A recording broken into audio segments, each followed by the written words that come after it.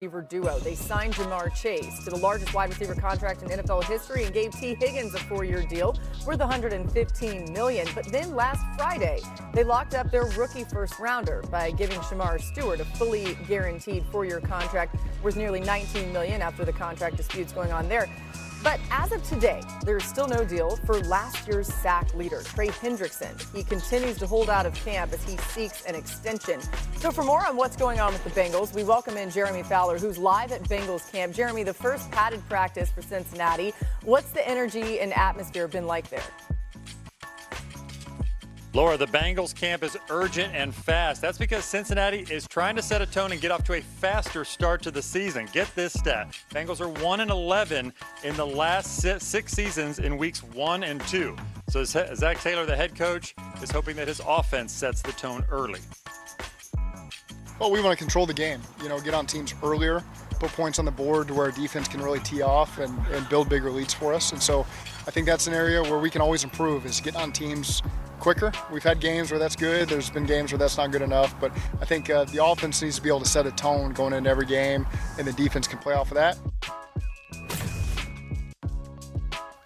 On the defensive side, Trey Hendrickson still not here, but the Bengals have been talking with Hendrickson. I'm told they made some progress in certain areas, but this remains a matter of guaranteed money, particularly later in what should be a multi-year contract extension if they can eventually reach it. But Shamar Stewart is here. He had back-to-back pass deflections in the defense and looked good. I talked to Zach Taylor, who said that he has tremendous burst and twitch. All right, we love it, Jeremy. Great details there from Bengals camp. We'll keep an eye on that Trey Hendrickson situation as we welcome you into the show. We've got Field Yates, Mina Kimes, Adam Schefter here today, and a lot to get to. Adam, I want to start with what we were just talking about with Jeremy Fowler. Trey Hendrickson still not at camp. He's waiting for that new deal. You heard Jeremy's talk there about the guaranteed money. What more can you tell us is going on there with Hendrickson?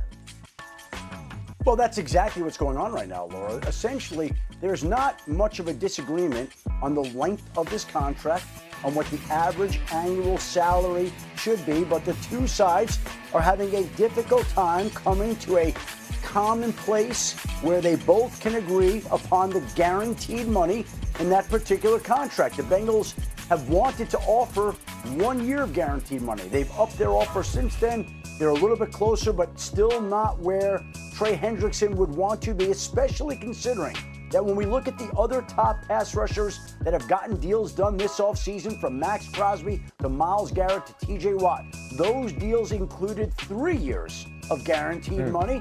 And right now, Trey Hendrickson is not going to take less than what he has set in his mind. So the two sides are trying to figure out if they can find a solution to get Hendrickson back into camp. But the guaranteed money is the roadblock and the stumbling block between the Bengals and Trey Hendrickson finding enough common ground to get a deal done.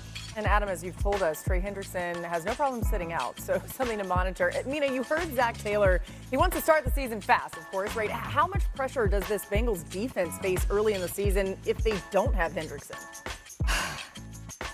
Yeah, I don't need to tell viewers for the 100th time how important Trey Hendrickson was to the pass rush last year, how he really was the Bengals' entire pass rush last season, how raw their first-round draft pick Shamar Stewart is. Even though he's on the field now, I don't think there's any expectation he's going to be anywhere close to what Hendrickson did early on in the season.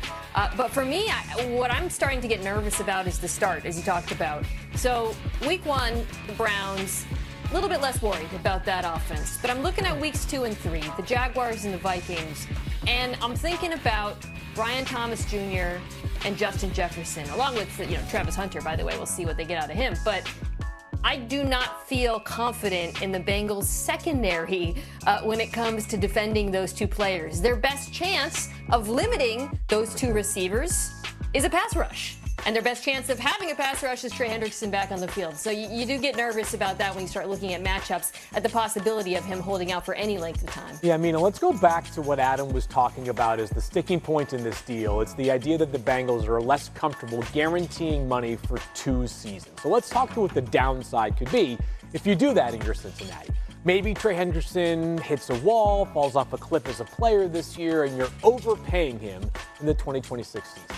Let's talk about the downside about not having Trey Hendrickson on your team this year. You've got no chance. You talk about some of those matchups they faced early in the season against the likes of the Vikings and the Jaguars, and even week 4 against perhaps the best offensive line in the NFL or near the top with the Denver Broncos. Think about playing meaningful football games in January against the likes of Patrick Mahomes and Lamar Jackson and Josh Allen.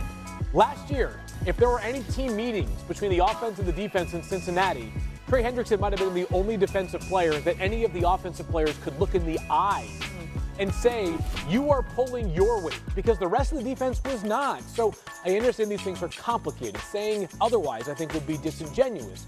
But if ever there was a time for the Bengals to back off precedent a little bit and ignore the age a little bit, it's right now. The guy's been the most productive pass rusher over the past 2 seasons of the NFL. We have some hope for Shamar Stewart, but this roster outside of Trey Hendrickson rushing the passer leaves much to be desired. He is the fulcrum for this defensive front seven. You mentioned starting fast and some of their opponents. I feel the Bengals have 7 games versus teams that ranked top 10 in points per game last season. So they need their defense to be better. They need Trey Hendrickson there. All right, new on NFL Live, some news coming out of Denver. Adam, what more can you tell us?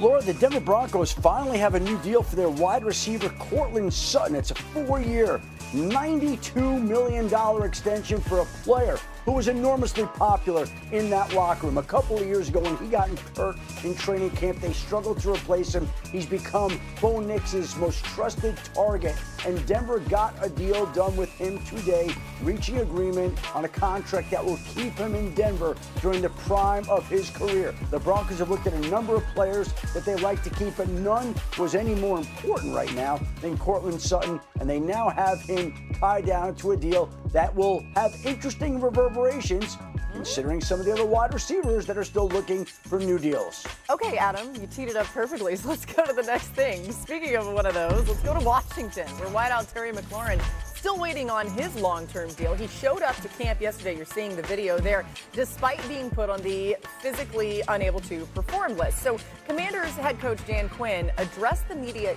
yesterday about Terry McLaurin. Terry McLaurin has reported, and we're very happy about that. He'll start the training camp on PUP for his ankle. So on the business side, AP and the guys are still working hard with Terry and his rep on the business side of things. Terry's always a serious competitor, but a pro's pro in a lot of respects, Dave, that he's just handles things in such a right way. I wanted to, really, I was checking in with the man, the other side of things are there, but to make sure in the midst of all that, just, the joy of here, teammates, togetherness, and he's built a lot, with the teammates here. Well said by Dan Quinn. By the way, Jaden Daniels' connection with Terry McLaurin was real. Let me show you some of the numbers.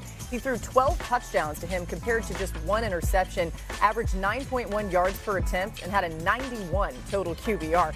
When he was throwing to other wide receivers, numbers not even close. He threw just 7 touchdowns to everyone else and 4 interceptions. So just how important Terry McLaurin is to the young Jaden Daniels. Adam, what can you tell us about the contract talks in Washington?